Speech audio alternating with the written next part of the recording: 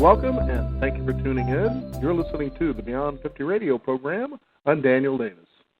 Talking about starting your own business, maybe getting away from working from someone else and discovering your own destiny is something that's on your mind, but you might not know quite how to go about doing that. Well, we can discover what the truth is about starting and building our own businesses and why a distinctive competence trumps passion. After all, most people say, well, if you put passion into play, then, well, the money should follow, but that doesn't usually always seem to be the case. Discovering how to navigate the startup maze using dynamic planning and building an entrepreneurial plan that lasts, where and when to get funding without losing control, and why profit should be factored into every business decision are the topics of the book, The Purpose is Profit.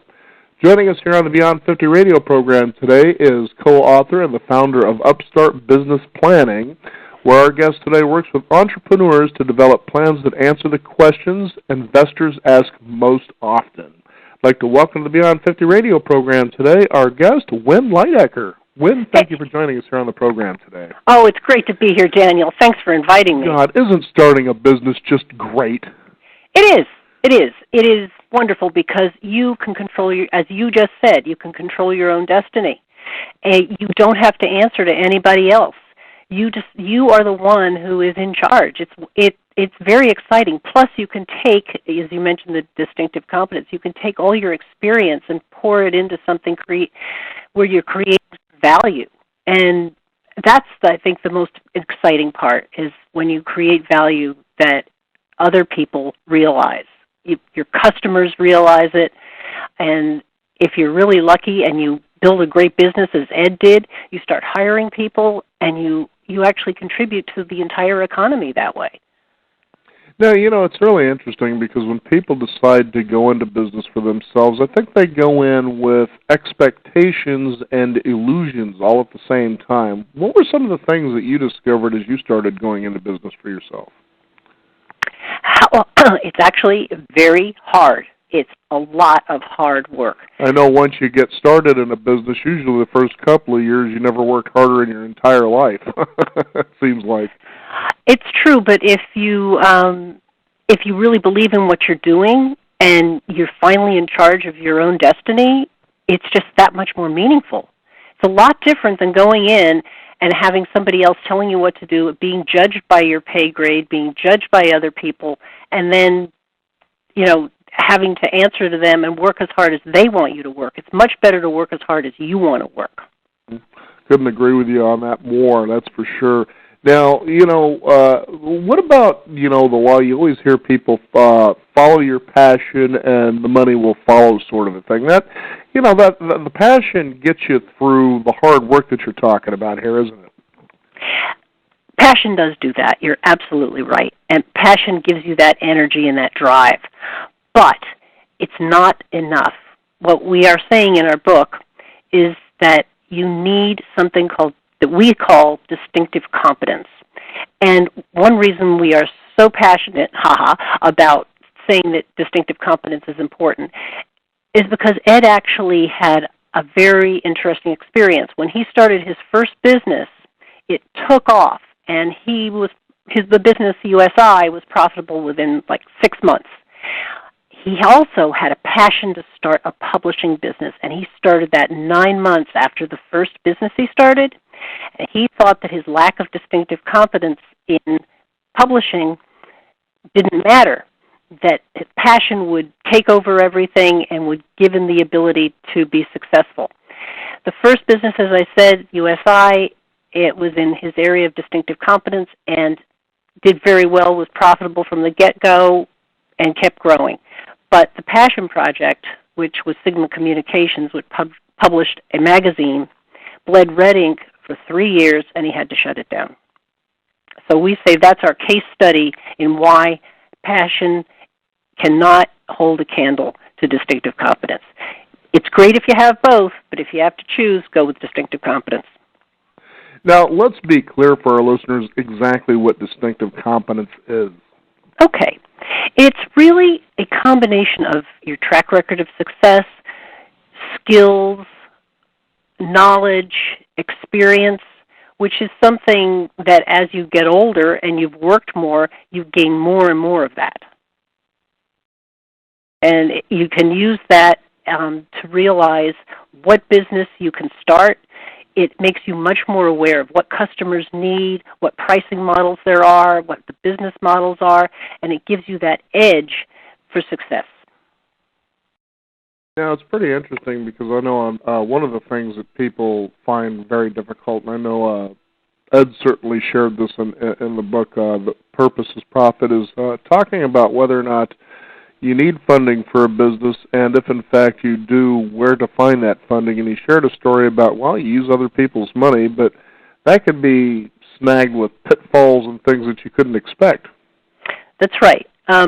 He looked into other people's money because his accountant kept saying to him, Eddie, OPM, use other people's money. And he first looked at using friends and family money and discovered that he really didn't want to put their hard-earned savings at jeopardy. He also felt that he knew the business better than they probably would, because nobody that he was going to approach had the same expertise he did. And he said, no, that wasn't right. He looked into bank loans, and the hoops that they had him jump through just were overwhelming. They were going to take too much time. He had a nest egg saved up and discussed it with his wife, and they said, let's take the nest egg and put that into the business. And that's what they did. They bootstrapped. And actually this is interesting, Daniel, most businesses do bootstrap. You always read about venture capital and that sort of thing, but it's much better to use your own money. You seed it, you get going, and then as you grow, then it's much easier to raise money at a higher valuation. It's easier to get a bank loan, and you can do much better. Well, one thing you did say is, after you get started and you've started to build, this track record of knowing that you know what you're doing and that you're very competent, is that it actually begins to get easier, doesn't it? It does. And when it starts to get harder because you start getting into new areas and you need to grow, you can start to hire the expertise. We have, as we say in our book, you can hire lightning in a bottle. You find the special people who can really catalyze your business, and the most important thing is they've got their own area of expertise, and if you give them their heads and let them do what they're really good at, they can help you so much. They can expand your business model. Ed was able to expand into new geographic regions and into new service models, and it was fantastic. By hiring lightning in a bottle, he really moved the business ahead. Now, I know that in your experience you've seen probably your fair share of people decide to start their own business, and then they eventually realize what's really involved, maybe throw their hands up in the air and decide, well, maybe this just isn't for me. Do you see common traits in people who decide to just basically not want to do it? Oh, that's a very interesting question. Well, I ask that because, for instance, I'll give you an idea. There was someone I knew. He was a very competent chef. I mean, this was a guy that actually not only trained but became a teacher at an Eastern college that was very prominent for becoming a chef, wine stewards, things like that. And I just can't remember the college now, but he decided to go into business for himself. The unfortunate thing for his side of the whole thing was that he didn't have the capital to actually get anything started. So he brought in basically a family member. It was actually a sister-in-law. And then there was another partner that came into the business, and it turned out that after about 4 years, they ended up folding the business. And he was really the one, in my opinion, that was he was there all the time. I mean, he was the chef. He was the guy running the show, ordering the wine, so forth and so on. And my feeling is that the other two bailed out, one, claiming a family situation. The other one, I think, just wasn't getting the kind of return they expected. And, so there he found himself probably going back to work for someone else, which is something he didn't want to do. But you kind of wonder sometimes about people if there's a self-sabotage kind of happening there, And I'm not saying that he was doing that because that could happen to anybody in his situation. But from your experience, do you see any particular kind of traits where people think, yeah, maybe I'm just better off working for somebody else? I have met people who've said they're better off working for someone else, and it's usually because they are afraid of hiring other people and trusting them to help them build the team. I mean, you cannot do this alone. It's not something, and it's also not for the faint of heart.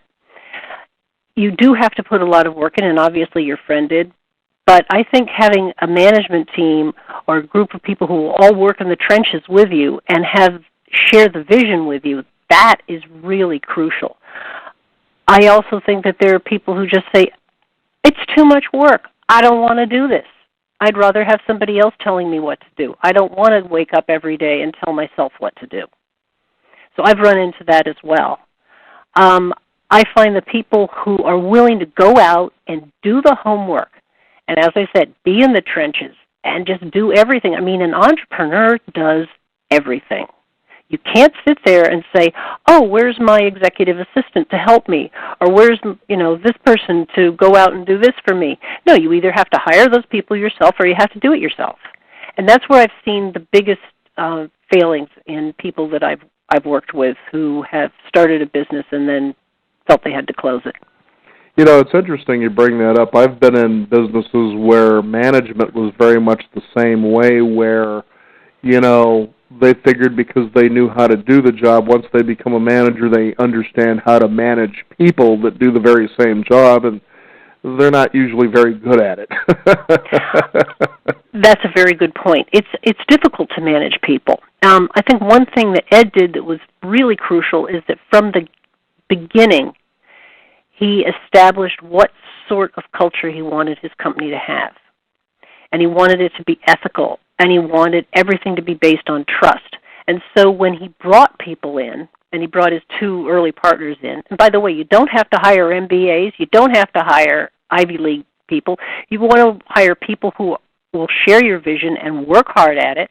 He brought a couple of people like that in to be his early partners, and they all signed an agreement that they understood that they were going to base everything they did on trust and integrity, and if they made a mistake, they would admit it, they'd make reparations, and that they would just work really hard.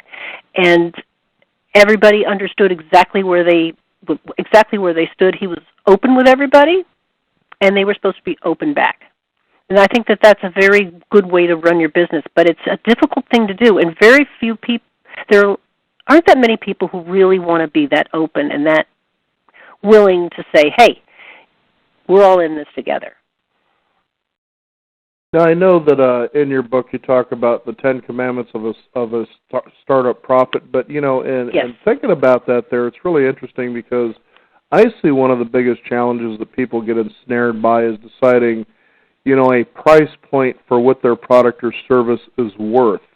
Yes. And there's nothing worse than watching somebody who continually shaves that down to a point that all of a sudden now they're serving customers that basically have an expectation, I'm either going to get this at a deep discount or I'm going to get it for free. If you want my business, you're going to have to give it to me.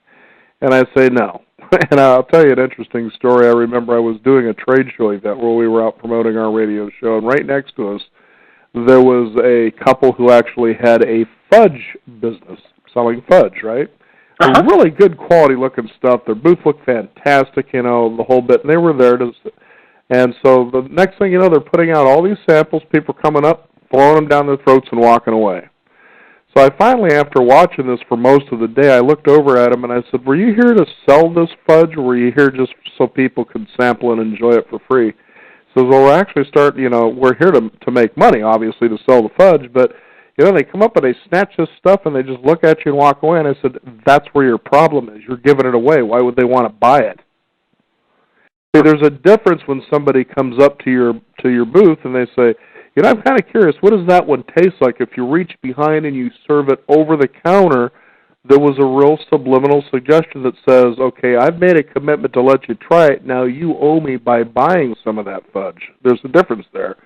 And sure enough, he couldn't even stop. He couldn't, package his stuff up fast enough. I said, man, thanks a lot for the advice. I said, don't give anything to anybody. You give it to good return customers. You don't just give it to somebody, who you've never seen before. So what are your thoughts on something like that when it comes to price point when you see people starting businesses? Oh, That's a I great know question. this has got to be a really cool one for you. That's a great question because it's very hard to draw that line, and I do agree with you that too many people underprice their products. They don't know what they're really worth in the marketplace. That's actually another reason why distinctive competence is useful, because if you are familiar with your industry and you're familiar with the customers and their needs, it's much easier to know how to price your product or how to price your service. And then once you do have a price for it, people are willing to pay it if you make them realize that the value that they're getting out of it is definitely worth the price. I mean, I think that's the real key to it. With Ed's business in particular, yes, he had a high-end service business. It was in real estate services, but he saved his customers money, and they actually saved far more money than they ever paid him. But his business did very well, and I think with a commodity, with a product, let's say with that fudge, you can charge money for the fudge if it really gives people a great value. It's funny. One of Ed's cousins has a fudge business, and it's wonderful. I've tasted it. It's fantastic. But it takes a lot of work. You've got to price your products in order to cover your costs. You've got to price products to put a profit in place, and you really shouldn't go beyond that. I know there are a lot of products out there now, especially in the Internet age, where they gave things away. It's very hard to suddenly start charging for something you've been giving away. It's almost impossible. Mm-hmm. So if your product is worth something, you really do need to charge enough so that you are competitive. You got to look around at the competition, but you can have a superior product and charge more. Yeah, I thought that would be interesting to bring up because sometimes when people don't understand the intrinsic value of what they're offering, and they get to a point that they think the best way to have a customer is by giving them something to entice them, most of the time that really doesn't work. I think what you end up attracting is a lot of freeloaders. That's just, my experience from having worked trade shows. I've seen it over and over and over again. I think if there's ever a great model to go and watch and see, how do I get around this particular thing here, that's a place to go work. That's true. But, it's funny because, for instance, in restaurants, years and years ago, I worked in the restaurant industry, serving, bartending, doing all the different duties as that, but I don't even work in the business anymore. But what was interesting is I had worked for two different seafood companies. One of them, had what you would call family value, where you would go in because you were enticed by an ad you've seen on TV for, let's say, dinner at $7.99. Who's not going to bypass dinner for $7.99? Right. And this was a place that you eventually could get very tired of working at because of the constant, I've seen this ad on TV. Are you doing that tonight? Just constantly you were hearing this. Now, the next place I worked for didn't advertise at all. And this was a company that was so big that it was up to 80-plus restaurants throughout the United States selling seafood. Now, what was interesting is running the two places parallel outside of preparation, the quality of the product was virtually about the same. Very slim that it was a little difference there, but it was virtually the same. Salmon was salmon. The difference was this other company was charging $20 more a plate than this other restaurant was. Now, what I found interesting about this is this. More often, the lower-end restaurant, now we're talking about the quality was virtually the same, had more customer complaints and gave away more than the other place. The other places, if somebody complained, they just wanted it fixed. And here they're paying $20 more per person than the other place. And I realized, when you start giving it away, or you start taking your value and stringing it down to the low basement level, you're going to deal with a lot of problems that you shouldn't have to deal with in business. So you really got to take a look at what is the value you're adding out there, as you talk about here in your book, The Purpose is Profit, and you really got to understand that once you stick it there, that you'll start attracting those kind of people that they don't care about the price, they see the value, and that's what they're paying for. Just make sure you deliver it, and you almost never get complaints in a situation like that.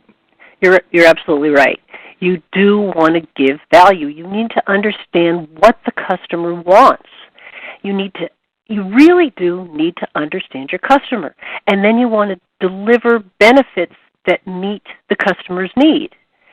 And a lot of customers do want to feel like they are getting a superior product. So if you charge more, they'll think that it's a better product. And that's very interesting because in your book you talk about one of the key aspects that so few entrepreneurs actually put into play, and that is listening. Tell us why that's important. Yes. Well, that goes along with what I just said. If you sit and listen to your customers, and I'm saying sit and listen because a lot of times if you're a B2B business, or even a business to consumer, you still have to sell it to the trade. You need to listen to actual people who are going to buy your product. What are they saying to you? What are they saying that they need? If you let them, you can actually let them tell you, and it will guide you into tweaking your product so that it meets their needs. It can guide you into product line expansions. It can help you set your price. It can help you do all sorts of things that will help you sell that product to that person or sell that service to that person. One thing I think that's been amazing with the Internet is that smart companies have started paying attention to social media. And they actually have people who are monitoring the social media to see what people are saying about their products or their services. And then they will contact those people and get back to them and say, hey, I'll help you fix your problem. And that's how you can do it in this amazing age with technology. Social media is a really valuable thing for you to bring up because I see especially people who get started in business trying to use Facebook or Twitter or Instagram, whatever one they decide to use, or maybe all of them, to basically be the calling card that goes out there and recruits customers. And I say to myself, well, I don't know how effective that's going to be. I think the way you're sharing the paradigm here is that you want to use social media to see what people are saying about maybe the industry that you're in or perhaps even your particular business to get the feedback. That's what's most important there versus going out and trying to get customers or clients. And why that's interesting is that I remember I was reading from someone, his name's Roy Williams of the Wizard of Ads Academy, and he was saying the reason why it's difficult to get customers in social media is because of the invasive space that you're going into. Look, you set up a free Facebook account. That means this is mine. I get to interact with anybody I want to. When you invasively try to broach that without their permission, you've just pretty much turned away a potential, customer, I guess. And I thought to myself, it's quite interesting. It's different than television where you get TV for free, but you have to tolerate the commercials. Right. But social media is a much different game altogether, isn't it? It is, and it's a very tough nut to crack. But on the other hand, look at how well Facebook is doing. I mean, they have extraordinary results because they're able to sell all this advertising to companies. But the companies have to figure out, how can I reach people where they are and not seem intrusive? How can I be somebody they actually will look at and pay attention to? And it's a very fine line that people are walking, particularly corporations. I've read numerous articles about how poorly corporations do interact with people on social media and that they just don't seem genuine. So you really have to be very, very careful about that. Now, one thing that's important that you talk about in your book is building an entrepreneurial brand that lasts. Let's describe what that is and maybe how some people can take away from today's interview, some things to consider as they're trying to build this very thing that is very important. It's your identity. It is. You have to begin with what you believe in, and as I said, and your value proposition. What am I offering people? What's their need? What need am I filling, and what are my benefits? That's always your basis. But as you're looking at establishing a brand, you have to think about, what's my name going to be? Is it going to be something whimsical? Is it going to be my name, me, the entrepreneur? Is it going to be something that's descriptive? And most experts say it's good to have a descriptive name. But then you have to have a name that's going to be memorable, and it also is something that you have to be able to register on the Internet, and those factors are very important. And after you've developed your name, then you have to figure out, okay, well, what is my look going to be like? What am I going to seem like? So you have to get involved with graphics and design. You have to have a logo. And you also have to have a tagline. I mean, it's very important to say in a very few set of words, what does my business stand for? And that's and what, like for example, Ed's business said he reduces real estate management and delivery expenses. I mean, that's very clear, and it's very simple. And you have to do all these things and then be consistent with them. But there's so much work and so much detail that you have to pay attention to. What color are you going to be? What colors, what fonts, the whole look, and then all of that has to be consistent across social media, across your website, across printed materials. If you go to trade shows, all your trade show materials. And that's how you slowly build a brand and you establish an identity. Pretty exciting stuff, isn't it? What do you think, you would most like people to take away from your book? I mean, there's so much in here, but the purpose is profit.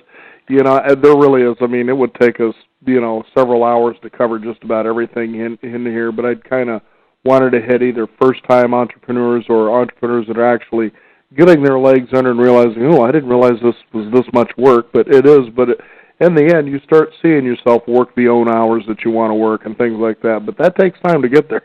I think too many people go in with that strange illusion. You see this, for instance, in the direct selling or network marketing industry. You hear about all this money you're going to make and how you get to work your own hours, but that's just like any other business. You got to get out there and sell a product, and you're going to have to work a lot of hours, and you're going to have to talk to a lot of people before you start seeing those kind of results that they kind of dangle in front of you and promise you.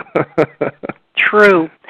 I think there are 5 things that I really want people to pay attention to. One is, as we've talked about, the distinctive competence. Build your business based on distinctive competence.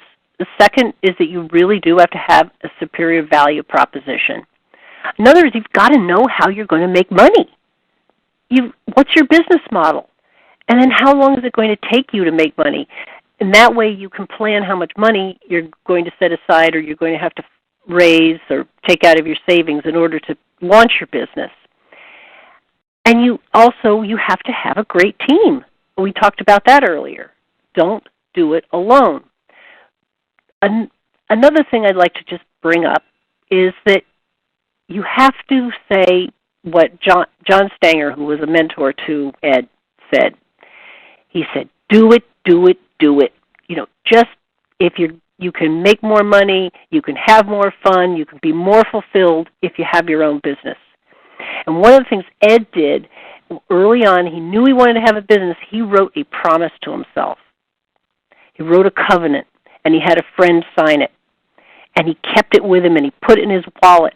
And he kept that with him for years, and he still has that promise, and he has it framed on his wall. He said, I'm going to start my business by this date. I think you need to do that. If you want to start a business, make a promise to yourself that you're going to do it. Couldn't agree with you that more. I think that's one of the biggest reasons people never get a business going is they just don't get started. They'll research it and look for all the safety valves, but I know in your experience, and I know I'm sure in Ed's experience, is that business is not a linear process, is it? No, not at all. Boy, you talk about a maze as you describe in the book. That's exactly what it is. It is. It is. You start, you stop. You're turning on a dime. It's just amazing what you have to do. And I've seen numerous people fail, and I've seen numerous people succeed. And I got to tell you, the people who succeed are the ones who are able to be flexible. They're the ones who are willing to put in the hard work and do the homework.